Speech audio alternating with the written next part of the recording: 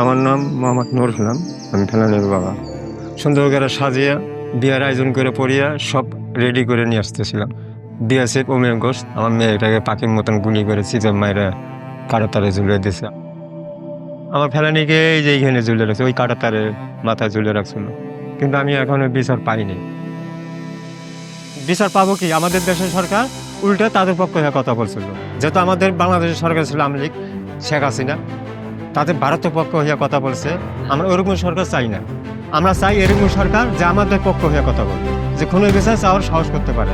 আসেন, সামনে নির্বাচন, ভোট দিয়ে আমাদের ক্ষমতা বুঝে নেই। এই নির্বাচনে কে জিতবে?